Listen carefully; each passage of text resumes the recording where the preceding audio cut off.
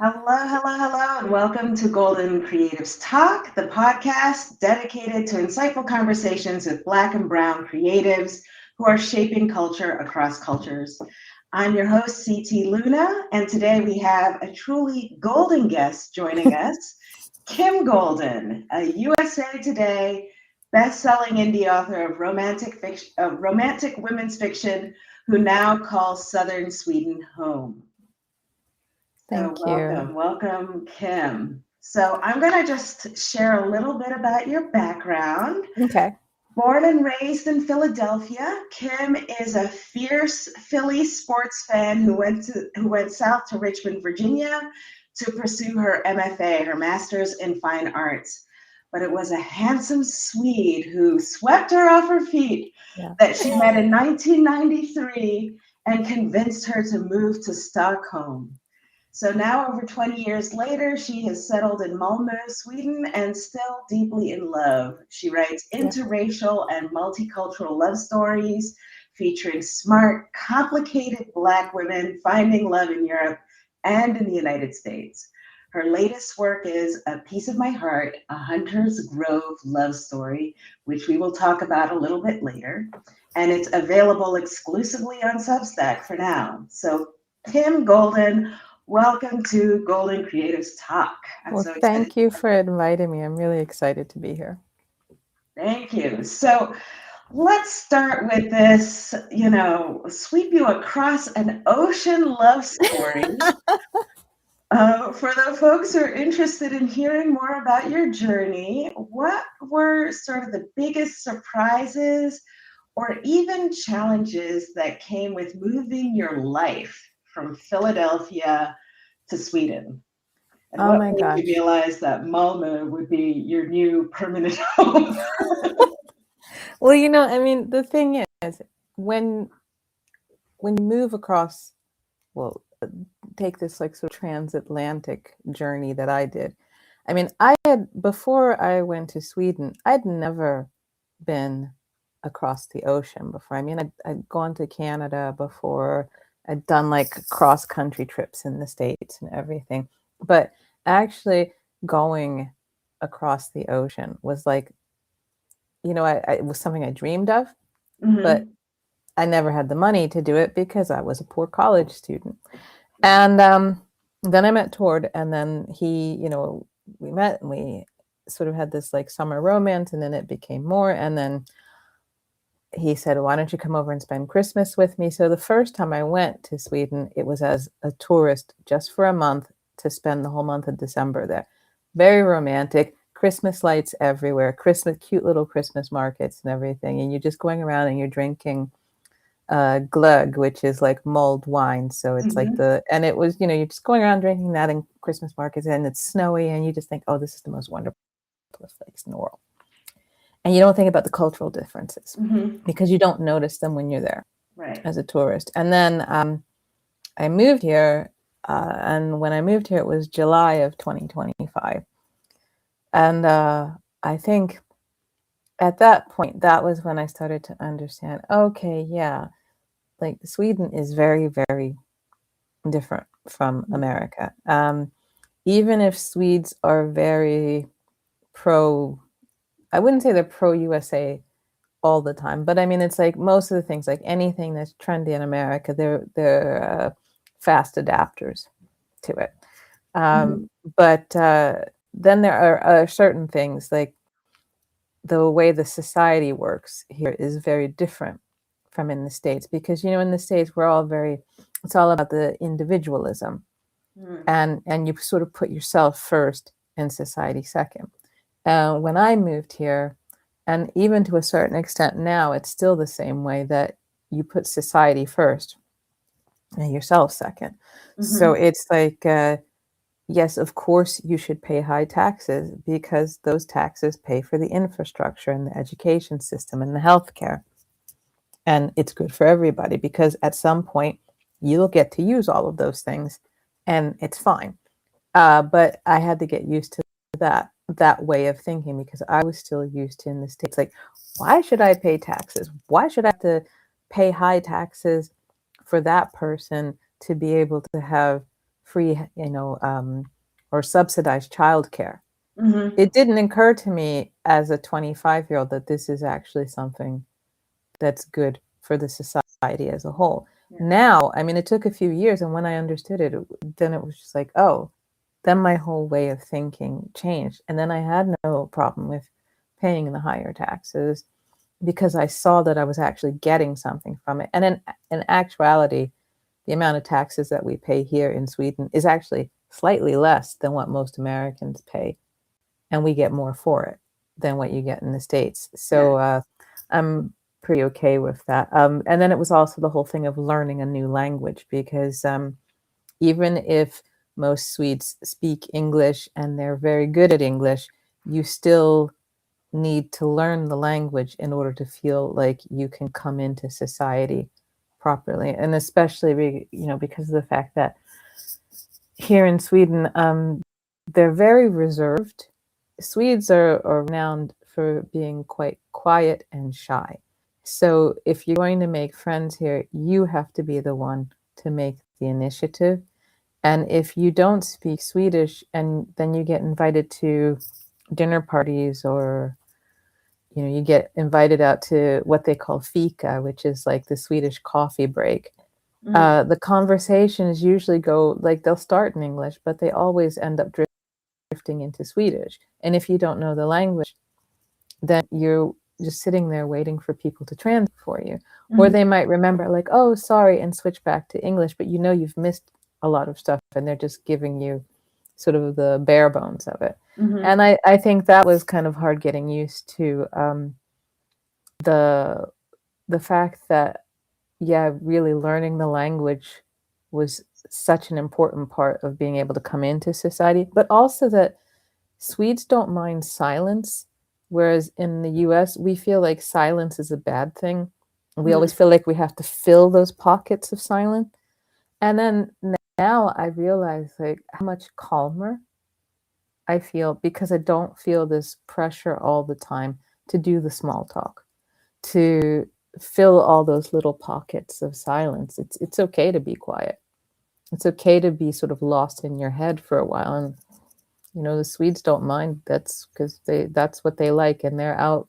They're taking their walks. They're enjoying nature in a way that we don't always do in the States. And I think especially for Black and brown people in the States, where sometimes we feel like we don't have the same access to nature, whereas here you understand that nature is for everyone. Mm-hmm. So and you don't have to feel like you're at risk if you decide to take a walk in the woods on your own. Right.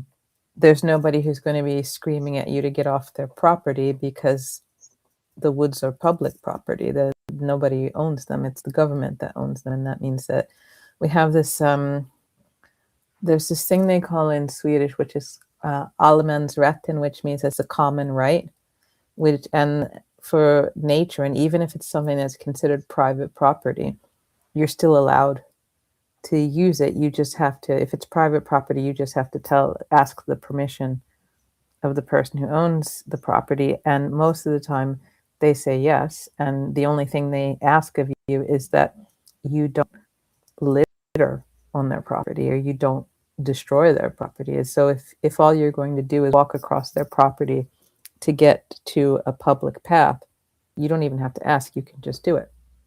That's not something you can do very easily in the States, especially if you're in Black or brown skin. You have covered so many topics, and I'm about to go off script. The first sort of element, you have described what my experience has been living in Switzerland for 13 years. And for me, I had a little bit of a cheat because my mother's Swiss. So I did have some kind of access to Swiss culture, and I did have some expectations. So certain things were not so shocking. And yet, everything that you mentioned were things that I struggled with until I got okay with it. From taxes, language. I did have some language abilities, but not enough, to feel like I could, be courageous and strike up a conversation with a reserved culture. Yeah. Right. So I didn't want to sort of like blurt out something inappropriate in a language that I, am not very confident in. Yeah. So just so many things. And then from the silence as well. Yeah, the space of my life is so different here. Yeah. And now that goes into the being able to move through spaces, including the woods, without feeling like you're being a threat to somebody else, Yeah. or even being, like that you could be at risk, or taking a walk and not knowing that you might be stepping on somebody else's property. So Yeah. just so many powerful themes, Yeah. and I'm sorry, I had to just like, No, it's okay. tell But me, how long did it take you to learn Swedish?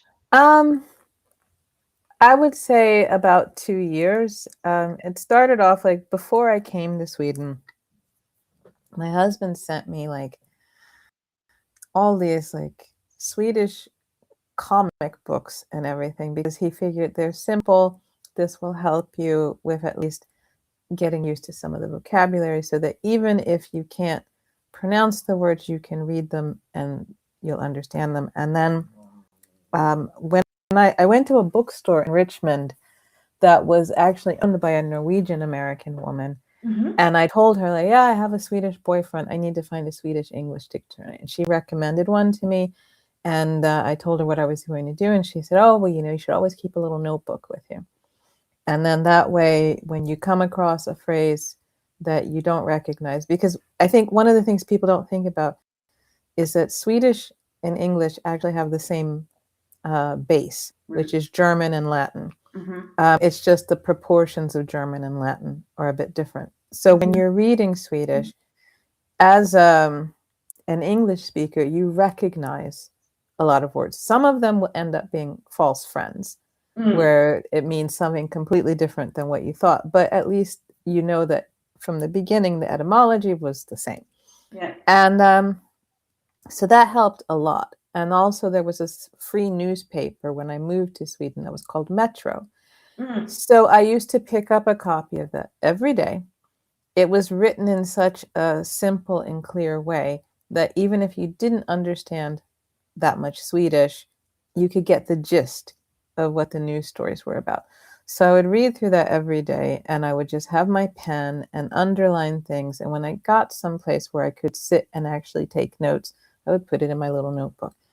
And here in Sweden, when you first move here, you are offered free Swedish classes. It's they call it Svenska för invandrare, which means like Swedish for immigrants.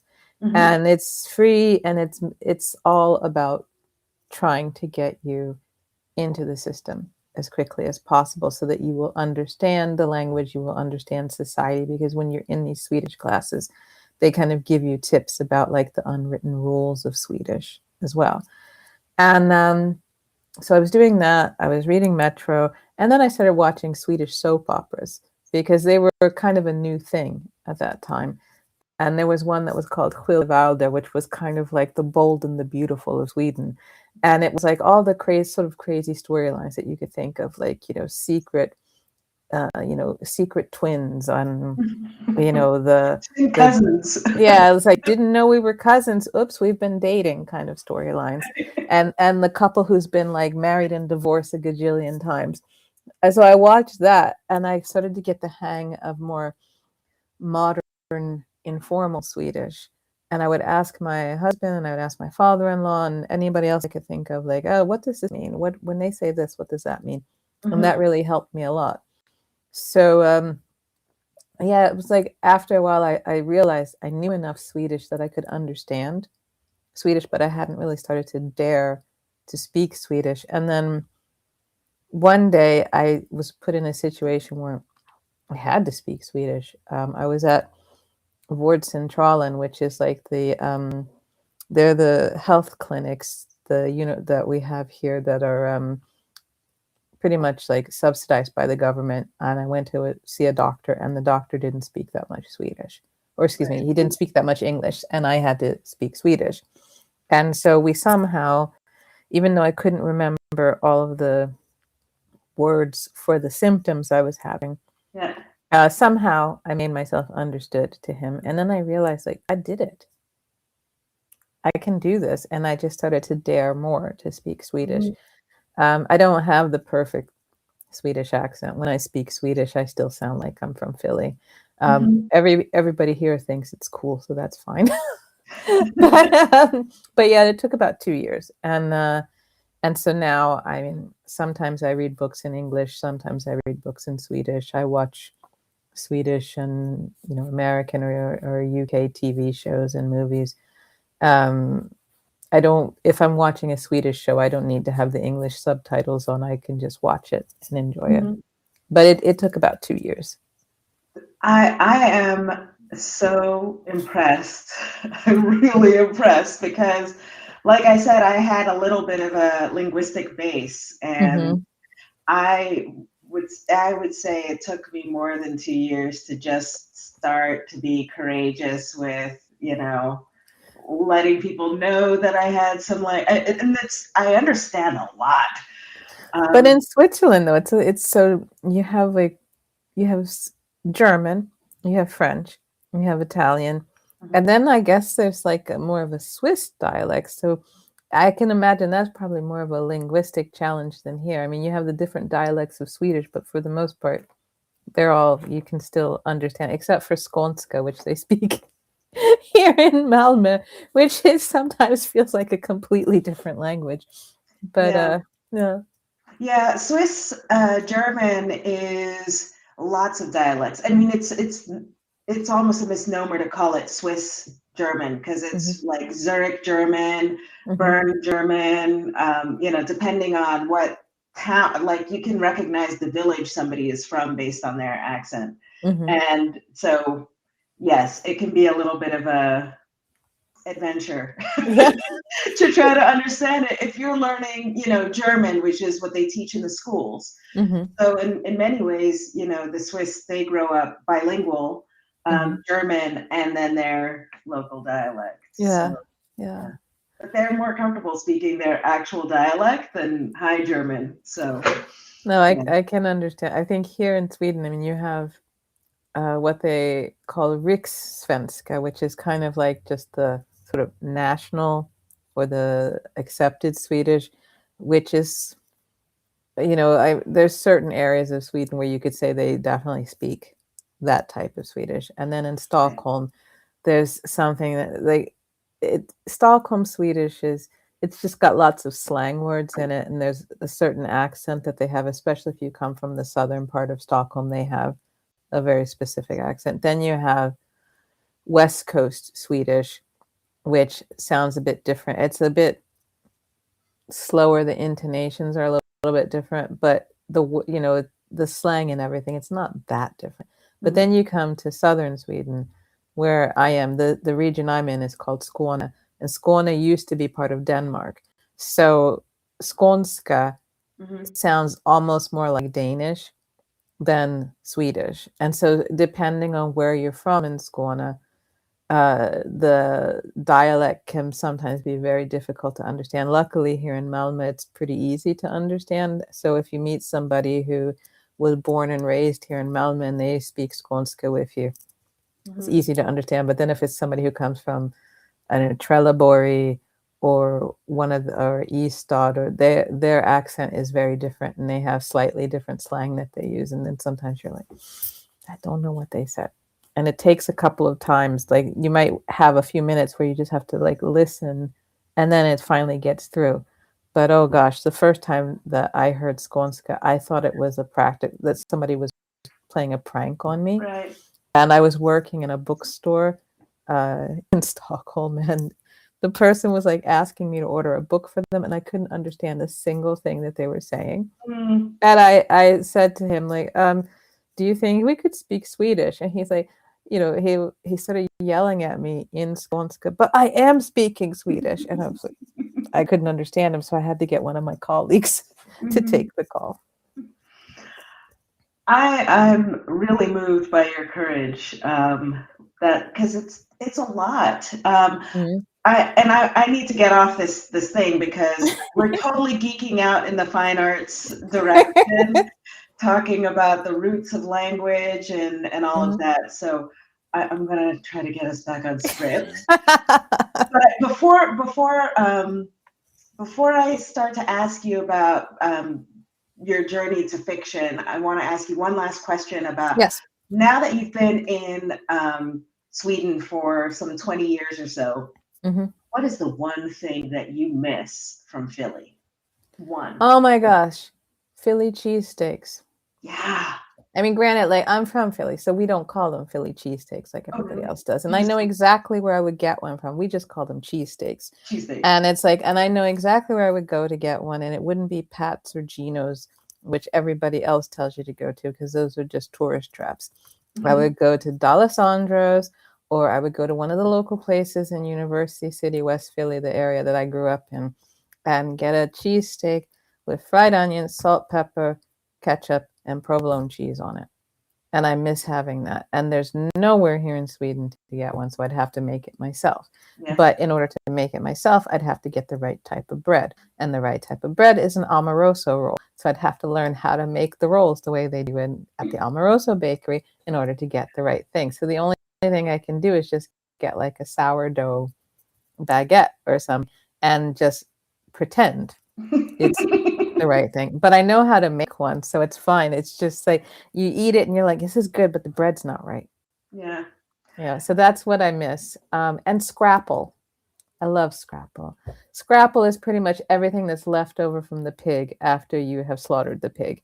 And then they make a loaf out of it, and they put some herbs and spices in it.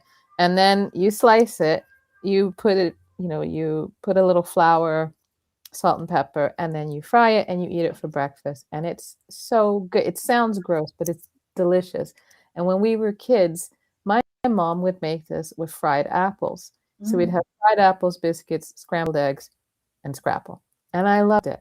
And so whenever I go back to Philly, I usually go to Reading Terminal and go to the Amish. We have like an Amish lunch stand there, and they always have scrapple. So I'll get a scrapple sandwich there, or get a scrapple plate with scrambled eggs, and the fried apples and everything is so good. So that I miss, because I will never get here. That sounds good, actually. I'd like the apple and pork combination. Anyway. Oh, it's so good. It's really good. A lot of people say they don't like scrapple, but most of the people who say that have never actually tried it. If you try it, you like it. Right.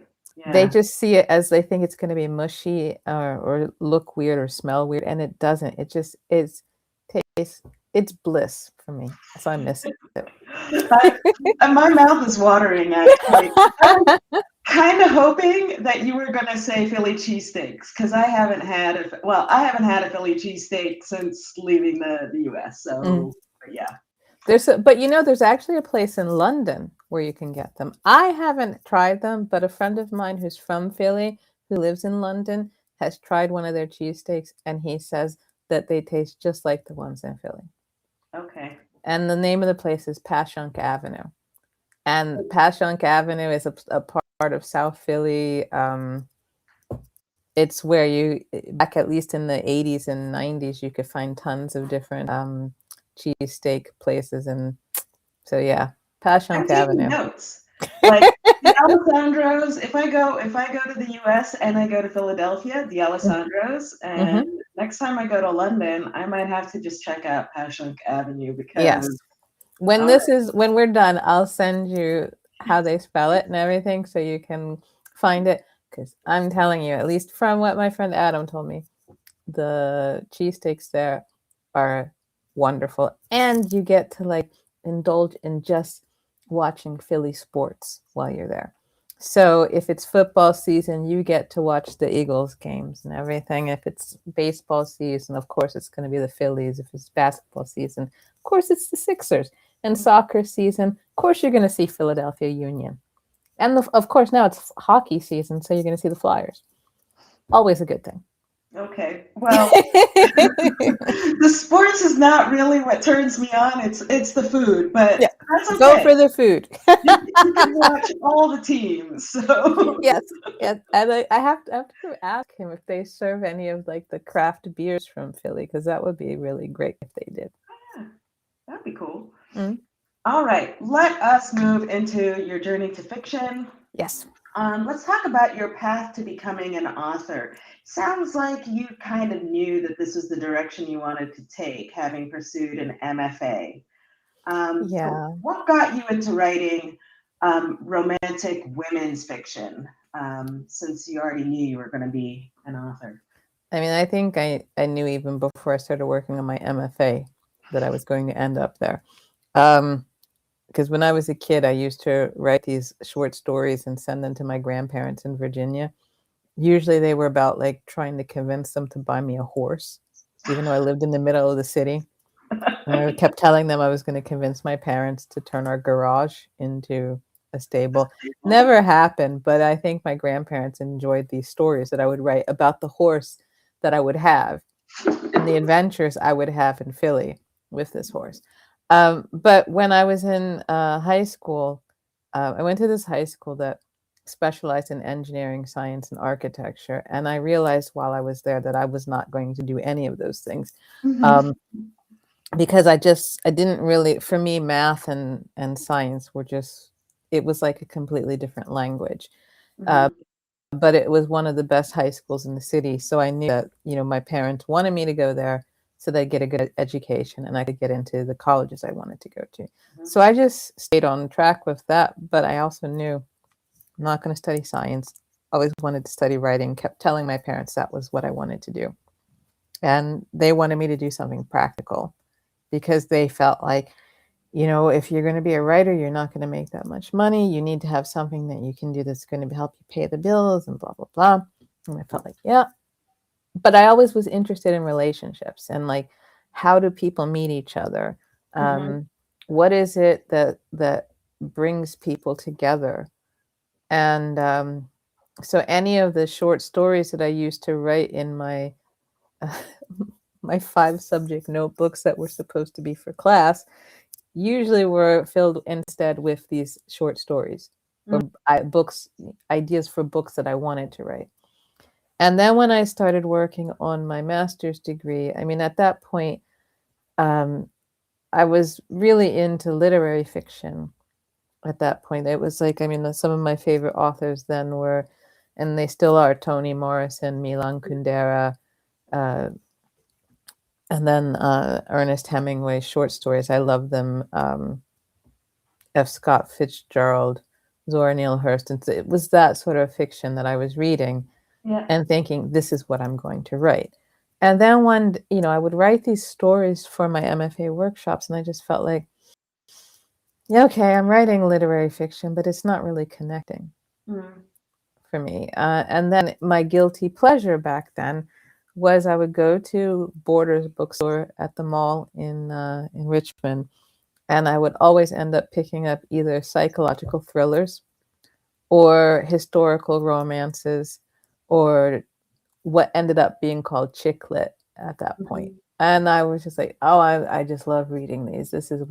Maybe this is what I should write. And I was lucky enough that my thesis advisor was Tom DeHaven, who wrote, um, if you remember the movie The Crow, when that first came out, he wrote the script for that. And he also wrote a lot of science fiction, and he wrote sort of like hard boiled detective novels and Mhm. graphic novels. So he was really going more from a sort of genre fiction angle than a lot of the other uh, professors were. And he said to me, you know what? Stop thinking about what everybody tells you should be writing. Write what you know you enjoy reading, because Mm. that's what you're going to enjoy writing. So I took that to heart. And I just decided, okay, I'm going to start focusing on just writing about relationships and people looking for love. And when I did that, I realized that the story started to feel more authentic. And it was really, I felt like, okay, this is my sweet spot. This is where I want to be. And I haven't looked back since then. I love that. And going off script again, want to know if, as you were kind of discovering that, is that when you met Mr. Swede? Yeah. Halfway through this journey, that's when I met him. I Wow. think I'd been working on my master's degree for about a year when he and I met. And I think, you know how sometimes you have that thunderbolt and lightning moment when Mm-hmm. you just know this is the right person? Yeah. And I just knew, and I think he knew too. And it's just been the two of us since then. It was, yeah, I think back to, I was 23, I think, Mm-hmm. maybe just getting ready to turn 24 when he and I met. And he's just 6 months older than me. And I think we both had a similar sort of reaction, like understanding that we felt this connection and that we understood that, okay, it's just going to be the two of us. And it has been. And other people thought, oh no, this is just going to be like some kind of summer romance that you are having. Mm-hmm. But we knew it wasn't, and we just Mm-hmm. ignored them when they told us that it was just a summer thing.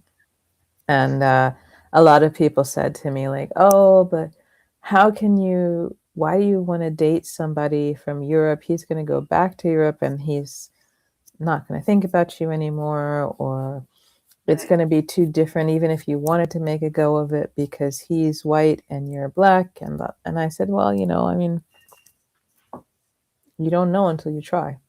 Right. And so I decided to take that risk. And what I can say is that a lot of the people who told us that it was going to be a summer fling are now like divorced and married and divorced again, and Mm-hmm. we're still together. So Yes. obviously we did something right. We knew what we were doing. I I love your story, and thank you for sharing that your Mhm. husband's white, because that was going to be my next question. I mean, because you can't assume No, that you there can't, are because I there mean, are you have people here in Sweden who are either mixed race or black, or they're coming from other backgrounds. They could be. And there's a lot of people have been adopted from Korea and from other parts of the world. So you can't really assume. But I think yeah, most people, still, the assumption is that you're going to meet somebody who's a Swede and they think like an ethnic Swede. And yes, I mean, I would say that like 80% of the population here are ethnically Swedish. So that's who you're going to meet here. And yeah, but yeah, I mean, it was even with all the times when we have had like these culture clashes. And sometimes he's just like, why do you think this way? And I'm like, because I'm American and I'm from Philadelphia. That might explain it. And it's especially when I'm being super feisty. It's like, that's the Philly side of me. That has nothing to do with being American. That's just being yeah. from Philly. And it might even be like broader than being from Philly. It might be an East Coast thing, because It could be. my husband, he grew up in New York, so there's that feistiness.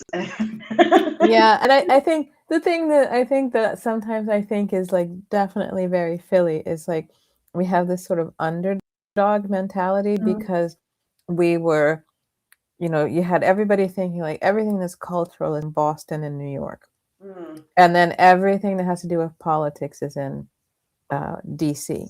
Mhm. And then, a lot of people just skip over Philly Yeah. when they're visiting the States, because they're just like, oh, what do they know from Philly? Okay, Rocky and Fresh Prince. Is it worth getting off the train Mhm. to go Mhm. to Philly? No, because to them that's all they know, and they're like, oh, then I'd rather go to New York, and I'm going to do my Sex in the City tour or whatever. Mhm. Um, but I think that especially now in Philly, like there's a lot of people who lived in New York, can't afford it anymore, moving to Philly and discovering the charm of Philly. And also, I know that since British Airways has Philly as one of their hubs, there's like a lot of people from the UK who've been to Philly, discovered it, and love it, and talk about like how much they love going there, and how they like the sort of neighborhood charm that it has, and the so for us it's we have this sense of pride of like where we come from, and we're a town that still has a very strong neighborhood feel. So like each neighborhood has its own unique feel, and I don't think you get that really so much in a lot of other towns in the States. I mean, I think Boston probably still has it, New York as well, but it's like, I think one of the things I worry about is the gentrification that's coming in and sort of erasing a lot of that neighborhood feel. So hopefully we can maintain it a bit longer. I hope so, for your sake. I don't know if I experienced that kind of neighborhood feel growing up in Washington, D.C. You know, I mean, yes, each neighborhood had its name and its vibe, and I guess like a cultural purpose, you know, but I couldn't say that each neighborhood seemed to have like a community vibe. Yeah. But DC is also a very transient city. I mean, it changes every administration. So yeah, and I think the thing in Philly too, like I remember I read this in a journal about the dialects that we have in Philly, that we have so many different dialects, and if you're from Philadelphia, you can tell by the dialect that the person speaks which part of Philadelphia they're from, even if nobody else can tell, because there's a certain vernacular that they use that is completely different, and it all depends on if you're from a certain part of South Philadelphia, if you're from a certain part of West Philadelphia or North Philly. Each neighborhood has its own syntax, its own, the vernacular, the dialect, the accent even. And so for me, when I'm talking to people from Philly, I can, even now after all these years of not living there, I can tell which part of Philly they're from. And they usually can tell which part of Philly I'm from, even if I don't think I have the strongest Philly accent anymore. But when I'm there and I come back to Sweden, it comes through a lot stronger. I could talk to you all day because I love geeking out about language, dialect, vernacular, accents, pronunciation, the song, and the movement of language. Anyway, but we won't do that because I want to talk to you about your book. Yeah. And because, okay, I'm having a traffic jam in my mind. So first, I wanted to go first and ask you about the craft of writing, because your book that you're writing on Substack, which we will get to after I ask you this question, is all like you read as I write kind of setup. So how do you do that? I mean, basically, you're writing live. And it's a lot of pressure. It is. I mean, the thing was that the reason I decided to do it this way was because back in 2019, my brother passed away. And I went through this, I kind of lost my writing mojo, and it took me a long time to get back into it. Then in 2022, we found out that first my niece had leukemia, and then my mother was diagnosed with lung cancer. So I shelved every writing project I had at that time and just focused on, trying to be there for the family. So whenever anybody said, hey, and also one of my closest friends in Stockholm was a cancer specialist. So I felt like, okay, she's saying she can help with information. Anybody needs to have, if they're going into their doctor's appointment and they need somebody who can be on hand, I'll make sure that she can be with us and we can do a video call. And so that took up a lot of my time, and I just stopped writing for a very long time. Then my mom was cancer-free and I started writing again. I had a book I was working on, which was the idea that I had for A Piece of My Heart. And then we found out later that my mom's cancer was back. And then I just stopped writing again. And because I kept thinking that the writing would sort of be like this sanctuary for me while I was going through this. But instead, the grief was just, I started going through anticipatory grief, and I couldn't get any writing done, and I couldn't think about writing. And every time I thought about writing, it felt superficial and not important at all. So I just focused on going, like, after my mom passed away, it was just focusing on grief counseling and trying to get back on track. And one of the things my grief counselor said to me was that if writing is what makes you happy, you need to find a way back to it. And maybe instead of saying to yourself, oh, I have to finish my first draft by this date so I can publish the book by that date, why don't you just serialize it? Because you've done a serial novella before, so why not just do it again? And I thought, she's onto something. And I was just trying to figure out how to do it. First, I was going to do it through my author website. And then later I found out about Substack, and I saw how I could use Substack to share my story. And I thought, I'm just going to do it here because it felt like a softer community than some of the other platforms I'd seen. I mean, some people had said to me, like, why don't you do it on Wattpad? Or why don't you do it here or there? But I just felt like, no, I want to have like a community around me that feels positive. And I wasn't sure I was going to get that sort of energy from some of the other platforms. So I just focused on, okay, I'm going to post my aim was to post a chapter a week. So, and most of the time I've been able to do that. Now in December and January, it hasn't been that way just because it's been the holidays and then coming back to my day job. My day job is writing copy for everybody's favorite Swedish home furnishings brand. And that takes up a lot of time. So, but I have a new chapter I'm working on that I'm almost done with. So that will go on online this weekend.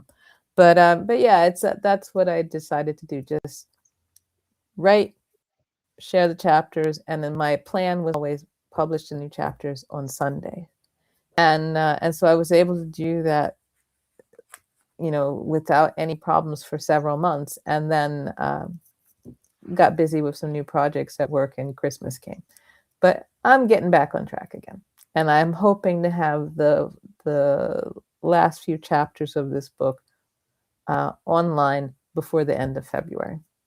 All right. Well, no pressure.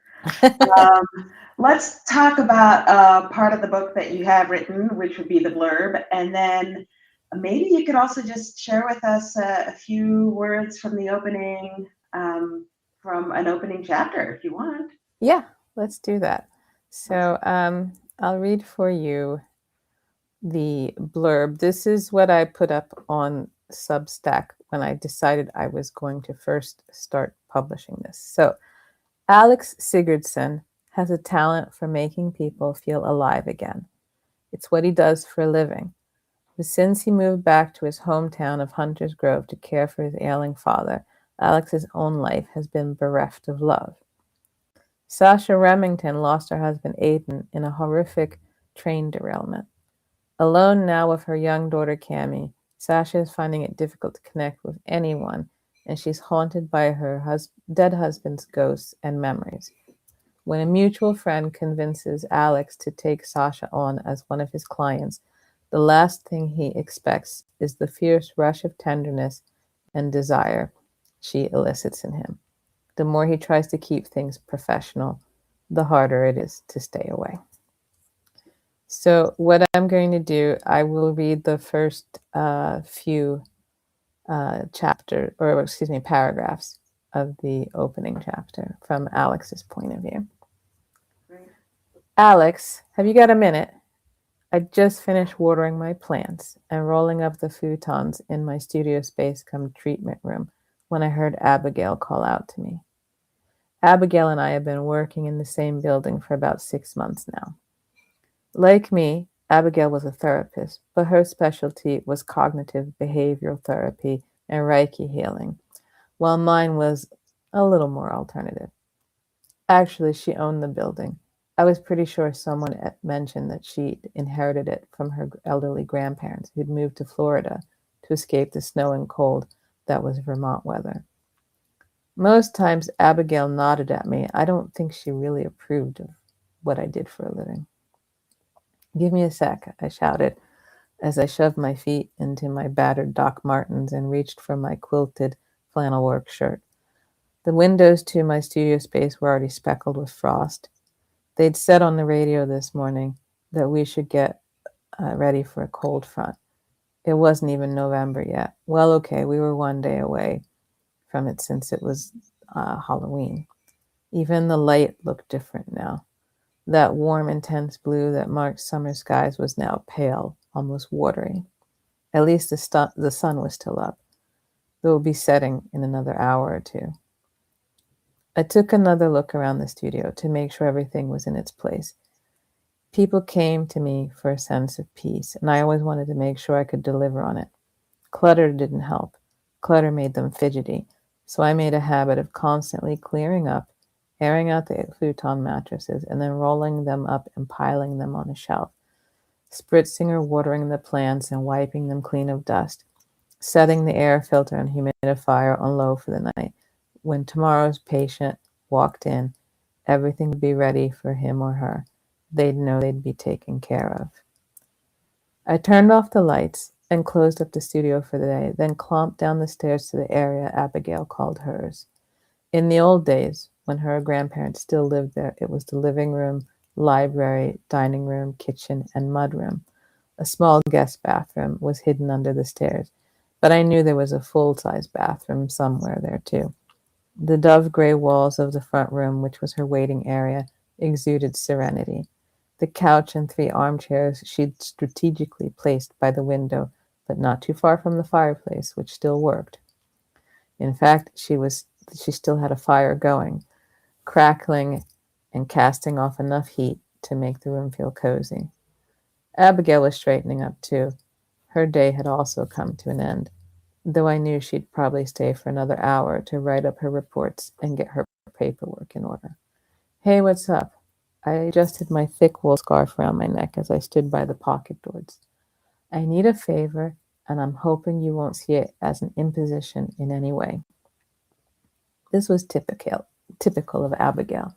Her family was one of the original founding families in Hunter's Grove, and she was always being gracious and polite. She used to say she didn't take her position in town too lightly. I figured she took it a little too seriously, but she was proud of the town, and she was always kind to people. Don't make it sound so ominous, I joked. You need some help moving furniture or something? No, nothing like that. She gestured for me to come in. Would you like some tea? I was about to make some for myself. No thanks, I've got to stop by the diner for my dad. It was his thing. He wanted chili and cornbread for Halloween, followed by pumpkin pie for dessert. I could have easily made it or tried to make it, but he insisted it come from the diner. He had also called and reminded me to pick up Halloween candy, which I already had in my backpack. I set my backpack by the door and came into the waiting area. She gestured at the couch, but I took one of the armchairs. I wanted to feel the sun on my neck, even if it wouldn't be warm now. Abigail flashed a nervous-looking smile at me. That couldn't be good. Whatever she wanted to ask me was making her tight and chirpy. I suppose I should just plunge in and ask. The worst you can say is no. It can't be that bad. It's not. Not really. I don't think it is. Abigail flapped her hands. My goodness. I am making it sound rather dramatic, aren't I? I nodded and shrugged. Yeah, a little. Well, I have this friend who only recently moved to Hunter's Grove. Abigail cleared her throat. She glanced at her empty teacup, set on a glass coaster on the Queen Anne-style coffee table.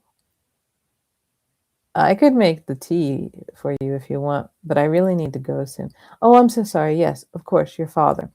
She smoothed an invisible wrinkle from her pants leg. Well, my friend, what's her name? Sasha Remington. Do you know her? I shook my head no. I knew some Remingtons, but none named Sasha. Her husband, you must have known him. Aidan Remington. He went to Manchester Day School with us. I remember him.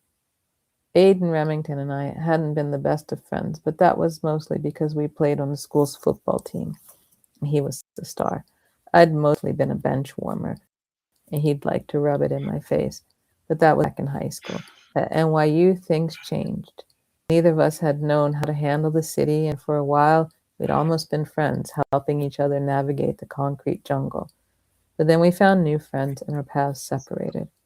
We nodded at each other and were polite when we bumped into each other, but we never had that closeness again. I heard he died in that commuter train wreck outside of New York.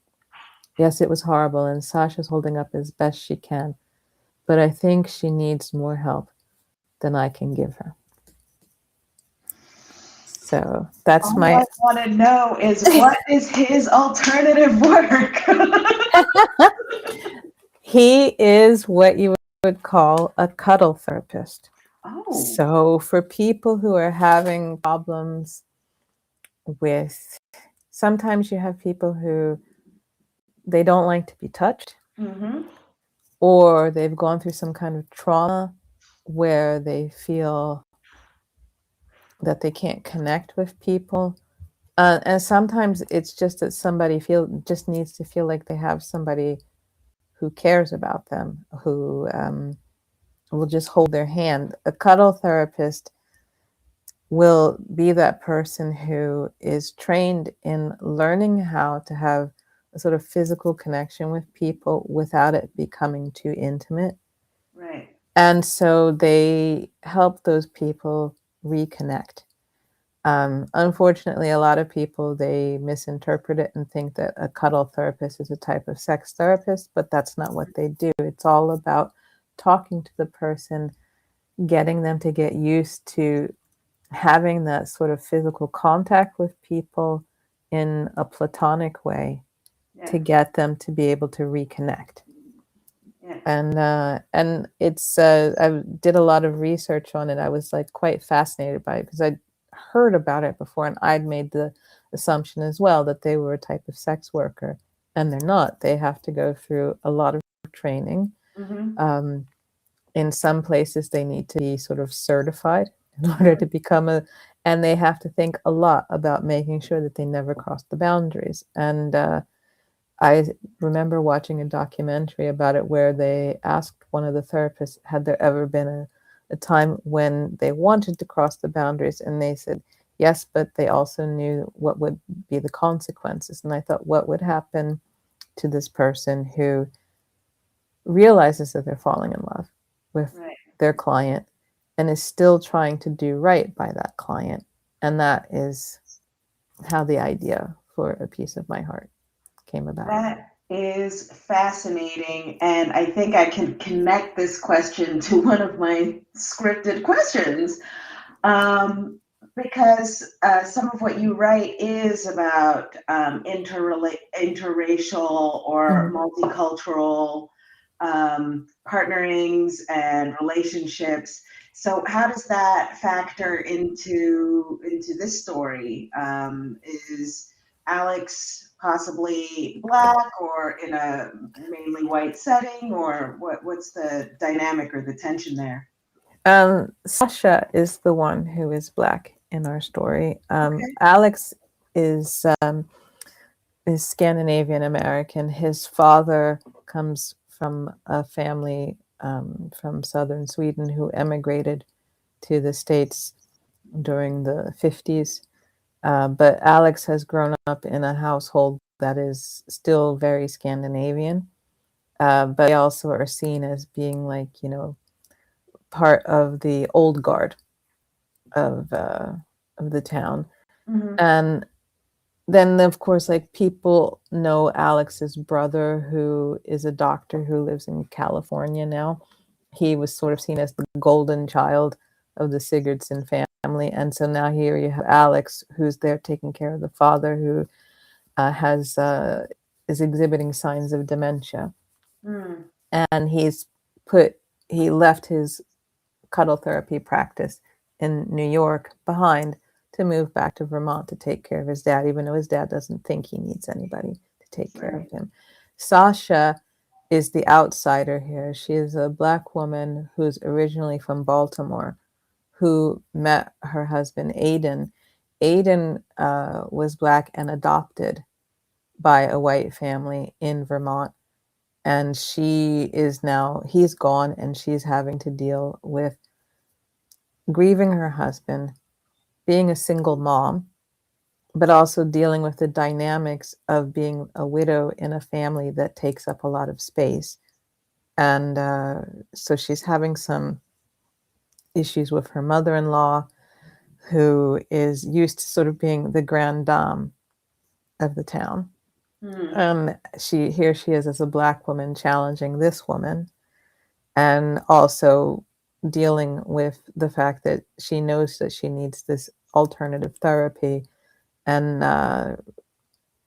understanding that not everybody else understands what she's doing. And then that she has, because she's been so focused on making sure that her daughter still has a relationship with her husband's family, that she sometimes put her own family on a back burner. Right. Which I think is something like, no matter what sort of relationship you're in, I think a lot of people can recognize that, especially if they've lost a partner, that the one who's gone, you try to feel like you can keep that connection going with their family. And sometimes you end up neglecting your own family. Yeah. Because of that. Yeah. Wow. So many layers. And it's so much more than, I guess I can't think of a better word, but a basic love story, or just a simple love story, a girl meets boy, that kind of thing. Yeah. Yeah. I think that's one of the things I have a friend who's a writer as well, and we often brainstorm together.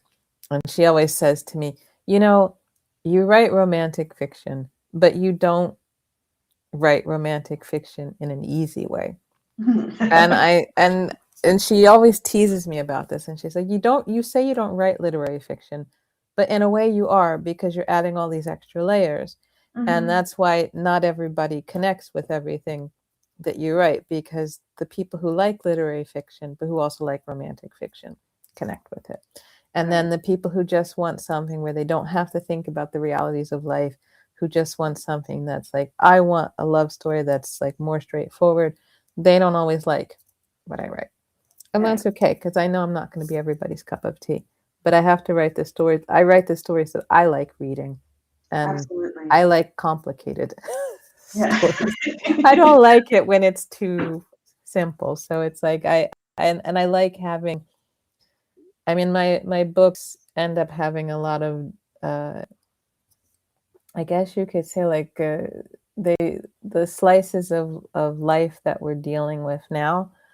So one of my other releases from a few years ago, it came out just after the 2016 election, and there was a lot in that book about that election, and some people didn't like it and said that if they wanted politics in their romances, then they would read a different type of book. And I just felt like, well, how can I write a story that's supposed to reflect the world we live in and not touch on this? And I tried not to make it a central issue, but it came up a couple of times in the book, and that's okay by me.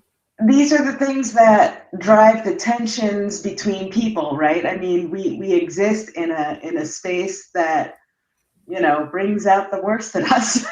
No, exactly. And I mean, it's in the book I was talking about, Near Enough to Hold, there's a scene where Nick, the main character, is out walking. He's one of the main characters anyway, because that one's the dual points of view, and he's out walking his dog, and they see a sign for the candidate that a lot of people didn't like. And he doesn't mind that his dog pees on that sign. And he's pretty happy that his dog chose just that sign. And I had somebody who wrote a bad review for the book just because they objected to the fact that a dog urinated, or wrote the pee mail, as my husband and I call it, whenever dogs are sort of like doing their thing. Yeah, and I felt like, well, if I had a dog, then I wouldn't mind if the dog did that. It'd be okay by me. And but some people didn't like it. That's okay. I So can't please everybody. no, you can't. And but actually on that topic, what you're doing is I guess I called it live writing earlier. Mm-hmm. The serialized writing, that is where you're actively engaging with your reader. Mm-hmm. To what extent do you sort of do you tap into the expectations and the hopes of your readers? And to what extent do you just sort of say, like, I do not pay attention to any of the chatter until I'm through? Yeah, I mean, I sometimes will get like private messages from readers who tell me what they like and don't like. But right now, because I'm just trying to write the book, I just write what I want to write. And I will, like, if they tell me, oh, I really like that scene, and oh my God, this character, she's like this, I will joke with them about it. And sometimes if they say something that I think, oh yeah, that's something to keep in mind for later when I decide to go back and maybe revise or something. But right now, I'm just focused on this is the story I want to tell. And no matter, even when I'm writing my other books, it's like I might at the back of my mind have uh, the comments that I've received or reviews that people have written on Goodreads or something. But most of the time, I just feel like if that person couldn't connect with this character or that book, I am not going to sit there and write a completely different type of book just to satisfy them. Right. It's like, this is the little corner that I like writing in. That's what I'm going to write because these are the stories that I would like to read. And I just have to tell myself to disconnect. So one of the things I've stopped doing is, for example, I don't go on Goodreads anymore and read reviews. I don't really care. I don't go on to Amazon or any of the online retailers and read reviews anymore because I think sometimes the reviews that you see there, they're commenting on things that don't even really have anything to do with what you've written. Right. I had someone who gave me a bad review because they thought I wrote a story where the person was cheating, and it's just that they didn't understand what a flashback scene Right. was. And I'd already set it up very clearly so that it was a flashback scene. So I feel like, okay, you're used to reading a different type of book. Yeah. My books aren't for you. You have to be very self-aware to do that. I definitely would not have the courage to write in the moment. I feel like I have to be very considerate of the words that I put on a page, and then I'd have to kind of like let it sit. Yeah. Even when I'm revising for myself, that I'm also kind of having this dialogue, and only after a certain amount of time, it's like, yep, nope, this is the decision I've made to publish. Yeah. But I probably would second guess myself if I had the chatter of readers while I'm drafting. Yeah. I think the good thing is it's like most of the people who send me comments on Substack, like they send them as like a direct message rather than putting them in the chat. And I just decide then, like sometimes they'll just put a comment at the end of the chapter I've posted, and usually the ones I get there, it's like they're fun comments, so I read them and I'm just like, okay, great, and then I go back to writing. The ones who send me direct messages, I usually tell myself, don't read them right now. Yeah. Focus on finishing the chapter or the next chapter that you're working on, and then go back and read them and see what they have to say. And but I would say the majority of them have been quite positive, and they just ask me. Sometimes they'll ask me questions about like, oh, why did you decide to make this character that way. And if I feel like I want to answer that question, I do, or I'll just say to them, like, I will, when I finish writing the book, I can tell you more about that. But it's one of the things that I just had to realize, because this is the second time I've done a serial novel or a novella. I did one many years ago that was based on, it was a companion novella to another book that I'd written. And I released a couple of chapters a month through Kindle Unlimited just to see how it would go.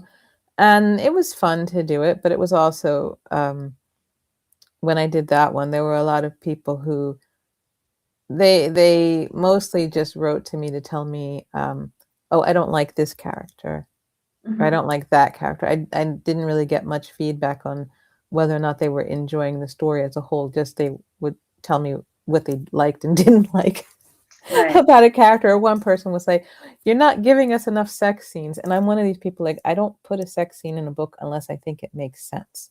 Right. If is it going to move the story forward? Great. Is it just because it's titillating? I don't care about them. I mean, it's like, I like I like to have the erotic tension and everything like everybody else, but I don't feel like I need to put a scene in a book just because somebody said a romantic story has to have 3 sex scenes in it. Right. If it doesn't make sense, I'm not going to put it in there. Right. I think this is a wonderful close. I love how anchored you are in your craft. So 2 questions before we wrap up. The first question is, do you have any tips on craft, or besides just getting the button seat, but like so that you can get words on a page and do the project that we want to do? I would say the main thing is to know your characters. You need to know them inside out. And I think my usual thing is, I start with kind of interviewing my characters. It's going to sound bonkers, but I will imagine that they're sitting across the table from me. And I start writing. I might have a list of questions asking, like, oh, what are you afraid of? And whatever's the first thing that comes into my mind, I decide that's that character speaking to me. Because I think that's the thing, like when you're a writer, you are a little crazy. You do hear the voices of your characters all the time. And I just try to imagine, like, oh, okay, this person, yes, Alex, he's afraid of this. What does Alex want? Oh, he wants that. And I just start writing it down. And sometimes I'll start asking myself, well, what's his first memory? Does he remember the first time he was in love? And just writing those things down so that I can really understand them inside out. And I think before you even start writing the outline for your story, and I know, like, I'm one of these people who's sort of a combination of a plotter and a pantser, because sometimes I don't write a plot outline at all. I just go with, like, I got inspired, I got this idea, let's just roll with it. And then other times I'm very meticulous about, like, I'm making an outline. These are the beats I want to hit and everything. But I think the main thing is, before, no matter if you are a plotter or a pantser, you need to know your characters. And you need to know what they want. And you need to know what is it, where are they at the moment the story is going to start, and where do they want to be at the end, or where do you want them to be? Because where you want them to be might not be where they want to be, but it might be where they need to be. Yeah. So that's the sort of advice I would give. And then also, especially since I'm a bit of a visual person, like, I like making mood boards for my books. So I use Pinterest for that. Or sometimes I'll just go onto Canva and make a grid and find images to put in it, and then make that as like the wallpaper for my computer. So then when I open up my computer, that's the first thing I see, and it kind of pulls me in. So I think, love it. yeah, so I think do that, like think about what house do you imagine them living in, and find images of those things. Like one of the other projects I'm working on is set in Copenhagen in Italy, and I've been like finding pictures of the type of house that I think the one character lives in Copenhagen, and the villa in Italy that the other character is living in, and where in Italy is it, and what does that place look like in spring, and what does it look like in summer, and so on, just so I can. And also that one has two timelines. So one timeline is in 1960s Italy and Denmark, and the other one is in contemporary Italy and Denmark. So trying to have like pictures from both periods of what's important that was happening at that time, having those things there. Yeah. So I can really get inspired by it. So I think that's the thing, just immerse yourself. You got to do world building, and you have to do character building. Yeah. And you're really engaging with those worlds and characters, right? Yeah. Like it's actually, you're talking about a very sort of active process. It's not just sitting back and thinking, you're asking questions. Yeah. Awesome. Okay. So where can readers find you? They can find me, of course, on Substack. I also, all of my books are on the online retailers, like Amazon, Kobo, iBooks, and so on.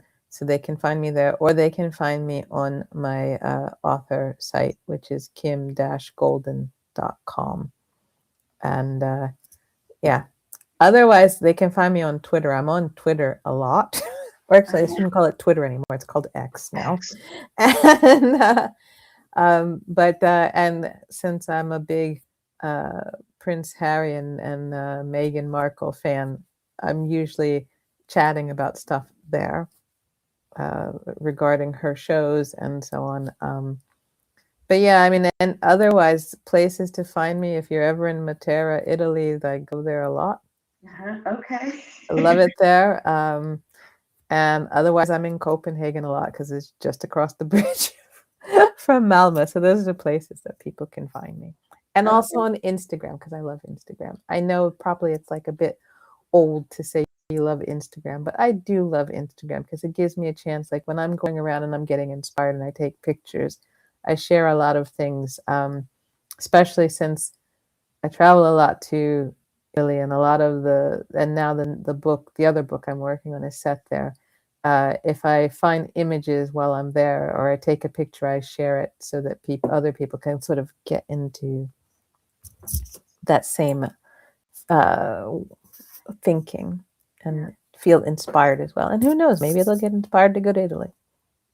Well, if you do come down south and head to Italy, call me, because I love going to Italy, and it's awesome. Just a quick train ride away. So absolutely, because I love meeting other writers, and especially since we're on the same side of the world, we ought to meet. Yes, we should. There are other romance authors in Sweden that, and I had one on the show a few months back. So yeah. Was it Cherish? Yes, it was Miss Sweden. Yes, I have. The funny thing is, we haven't had a chance to meet face to face, but we chat all the time online. And then she and Lola Akimade, who wrote Bitter Honey, we have our own little three-way chat going. We're always like sort of like cheering on each other. So it's lots of fun. The Swedish connection. Yes, our Swedish connection. I love it. I love it. Well, thank you so much, Kim Golden, for your very golden contribution to our conversation. And to our listeners, you've heard all the places where you can find Kim Golden's work. Kim Golden, her Substack, and she's actually, if you just type in the name Kim Golden, you'll find her on her website, kim-golden.com. Yeah. And you can find out more about me and Golden Creatives Talk podcast. You can find me on YouTube and also on brownbeyondborders.substack.com. So that's where I live, or CT Luna. So thank you so much, Kim, for joining us. Do you have any final words before we cut down this conversation? Yeah, I mean, I think one thing I can tease people about a bit is that I have a book that is going to be coming out on February 28th. It's a re-release of a novella that I wrote that was for the Happily Ever After collective that was only available on Patreon a few years ago. And so now I've done a little bit of tweaking to it, got a new cover, a couple of new scenes in it, and it's called Marry Me, and it's set in Hunter's Grove, so it's going to be a part of this whole Hunter's Grove universe, and that's going to be coming out on February 28th. So which should I start reading first? Oh, it's like, it doesn't matter because they're standalones. Okay, great. I'm about to get a piece of my heart going on right now, and sign me up for the February 28th release. Absolutely. Absolutely. All right. Thank you so much. Thanks for joining us at Golden Creatives Talk. Until next time.